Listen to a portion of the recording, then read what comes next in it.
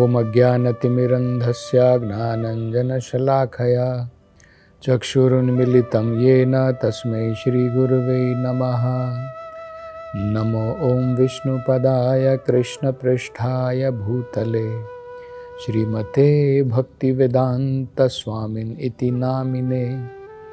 नमस्ते सरस्वती देवे गौरवाणी प्रचारिणे निर्विशेषा शून्यवादी पाश्चात्य देशतारिणे। जय श्री कृष्ण चैतन्य प्रभु नित्यानंदा श्री अद्वैत गदाधर श्रीवासदि गौर भक्तवृंदा। हरे कृष्णा कृष्ण कृष्णा हरे हरे, हरे राम राम राम हरे हरे। हरे कृष्णा।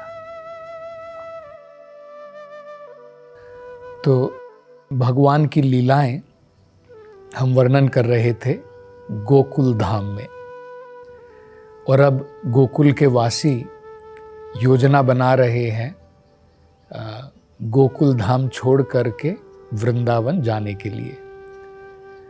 तो उस समय में भगवान कृष्ण का अगला जन्मदिन आता है और उस दिवस का वर्णन किया है कि कृष्ण और बलराम यमुना नदी के किनारे अपने ग्वाल बालों के साथ में वहां पर खेल रहे थे, और सवेरे खेलते खेलते लगभग दोपहर हो चुकी है और वो घर वापस नहीं लौट रहे।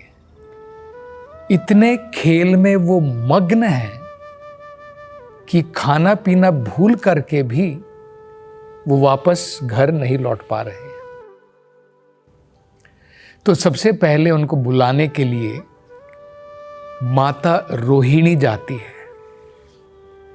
और उनको बुलाती है कि हे कृष्ण, हे बलराम, तुम सवेरे से लेकर के खेल रहे हो, अब समय हो गया है तुम्हारे भोजन का, तुम जल्दी जल्दी सब निपटा करके वापस लौट आओ।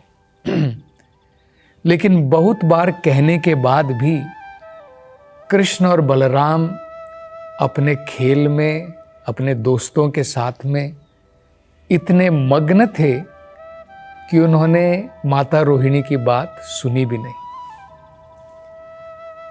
तो थक करके माता रोहिणी वापस आ जाती हैं और माता यशोदा को भेजती हैं कि तुम कृष्ण और बलराम को लेकर के आओ। तो जैसे ही यशोदा माता घर से बाहर निकलती है कृष्ण और बलराम को वापस बुलाने के लिए, स्नेह के कारण उनका स्तन दूध से भर जाता है, क्योंकि जब माँ को अत्यंत स्नेह होता है अपने पुत्र के ऊपर, स्वाभाविक तरीके से ही माँ जो है अपने बच्चे को दूध पिलाना चाहती है, तो उसका स्तन अपने आप भर जाता है। तो बड़े ही स्नेह के साथ में माता यशोदा वहां पर जाती हैं और कृष्ण और बलराम को वहां पे बुलाती है। वो कहती हैं, हे कृष्ण, ये समय अभी दोपहर का हो चुका है और तुम्हारे दोपहर का समय भोजन का बीता जा रहा है। तुम बहुत भूखे होगे और सवेरे से खेल रहे हो, इसके कारण बहुत थकान भी होगी। जल्दी वापस घर आ जाओ और अपना भोजन करो। लेकिन कृष्ण और बलराम तो मग्न हैं, वो तो सुन नहीं रहे। तब माता यशोदा कहती है, हे बलराम, हे राम, कम से कम तुम तो अपने छोटे भाई के साथ में वापस आ जाओ।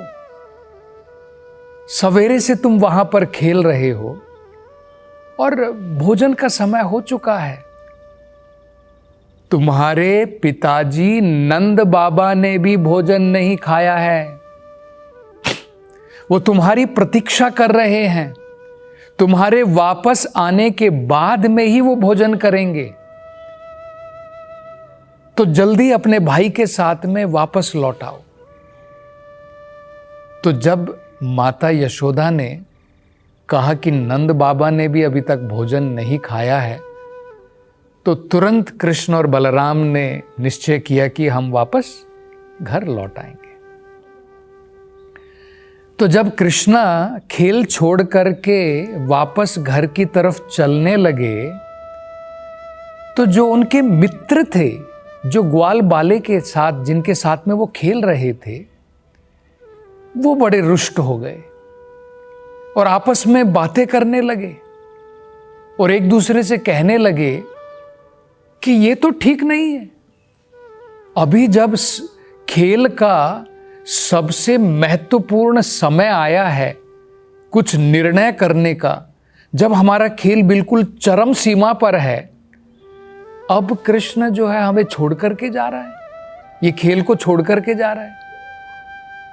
तो उन्होंने कहा, अगर कृष्ण इस प्रकार से बीच में खेल छोड़ करके गया तो कृष्ण अगली बार हमारे साथ में खेलने को मत आओ, हम तुम्हारे साथ नहीं खेलेंगे।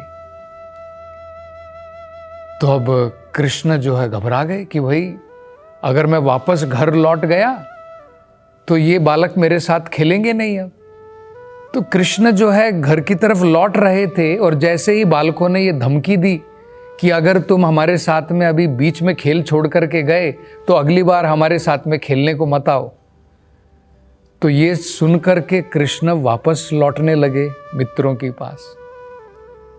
तो माता यशोदा को गुस्सा आया।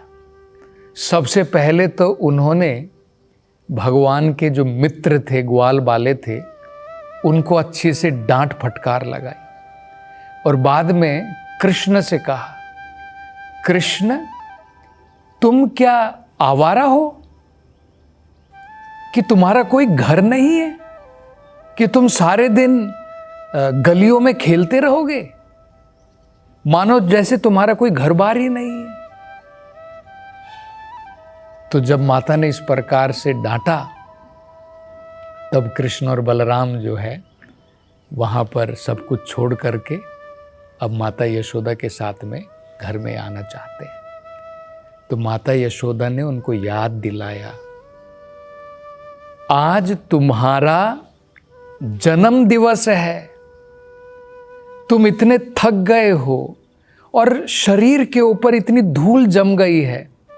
तुम्हारे मित्रों को देखो, नहा धो करके आए हैं और उनकी माँ ने कितनी बढ़िया प्रकार से उनको सजाया है आभूषणों के साथ में, और तुम बिना किसी सजे हुए नए वस्त्र पहने बिना तुम खेल रहे हो।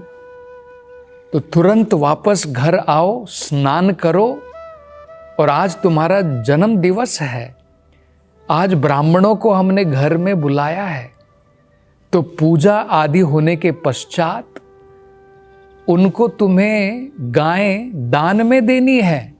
तो ये सारे कार्य करने के लिए तुम्हें घर आना है। तो ये सब कहने के बाद में कृष्ण और बलराम जो है घर वापस लौट आए, और माता यशोदा ने और माता रोहिणी ने कृष्ण और बलराम को नहलाया, नए वस्त्र और आभूषण उन्होंने धारण किए, अपना भोजन किया नंद महाराज के साथ में, और बाद में ब्राह्मणों को बुलाया गया विशेष पूजा के लिए, और उनको जो है उन्होंने गायें दान में दी। तो इस वृतांत के पश्चात गोकुल के वासियों ने एक सभा बुलाई। उसमें नंद महाराज भी थे, और नंद महाराज के भाई थे उपानंद।